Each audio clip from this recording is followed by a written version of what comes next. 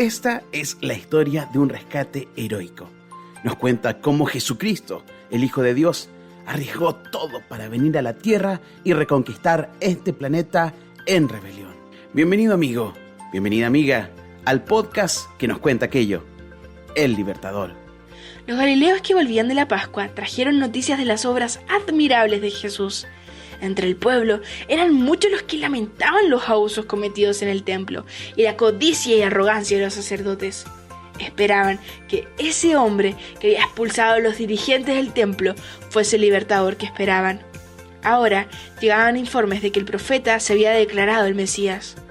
Las noticias del regreso de Cristo a Canaán no tardaron en propagarse por toda Galilea. En Capernaum, esto captó la atención de un noble judío que era oficial del rey. Su hijo sufría de una enfermedad que parecía incurable. Cuando el padre oyó hablar de Jesús, resolvió pedirle ayuda. Tenía la esperanza de que las súplicas de un padre despertasen la compasión del gran médico. Al llegar a Canaán, se abrió paso en medio de una multitud hasta llegar a la presencia del Salvador.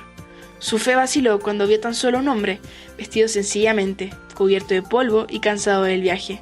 Sin embargo, habló con Jesús, le explicó por qué venía y rogó al Salvador que lo acompañase a su casa.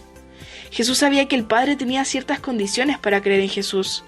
A menos que se le consiguiese lo que iba a pedirle, no lo recibiría como el Mesías. Mientras el oficial esperaba en la agonía de la incertidumbre, Jesús dijo: ¿acaso nunca van a creer en mí a menos que vean señales milagrosas y maravillas? El Salvador contrastó la incredulidad cuestionadora del Padre con la sencilla fe de los samaritanos, que no habían pedido milagro ni señal. Su palabra tenía un poder convincente que alcanzó sus corazones. Cristo se apenó de que su propio pueblo no oyese la voz de Dios, que les hablaba por medio de su Hijo. Sin embargo, el noble tenía cierto grado de fe, pues había ido a pedir lo que le parecía la más preciosa de todas las bendiciones. Jesús no solo deseaba sanar al niño, sino también hacer que el oficial y su casa participaran de las bendiciones de la salvación y encender una luz en Capernaum. Pero el noble debía comprender su necesidad antes de poder desear la gracia de Cristo.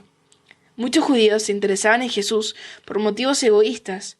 Su fe dependía de si obtenían de él algún favor temporal, pero no podían ver su necesidad de gracia divina. Como una ráfaga de luz, las palabras del Salvador le revelaron al noble su propio corazón. Vio que tenía motivaciones egoístas. Pudo ver su fe vacilante en su verdadero carácter. Con profunda angustia, comprendió que su duda podía costar la vida de su hijo. Con verdadera agonía suplicó: «Señor, por favor, ven ahora mismo, antes de que mi hijito se muera». Su fe se aferró a Cristo como lo hizo Jacob, que exclamó cuando luchaba con el ángel: «No te dejaré ir a menos que me bendigas». Y como Jacob, logró vencer. Jesús le dijo: «Vuelve a tu casa, tu hijo vivirá». El noble salió de la presencia del Salvador con una paz y un gozo que nunca antes había sentido. A la misma hora, los que cuidaban del niño agonizante en Capernaum notaron un cambio repentino y misterioso. El rostro afiebrado pasó a tener el suave tinte de la salud que volvía. El cuerpo débil y enflaquecido fue recobrando fuerza. No quedaron en el niño rastros de su enfermedad. Su piel ardiente ahora estaba suave y húmeda y quedó sumido en profundo sueño. La familia estaba asombrada y fue grande su regocijo.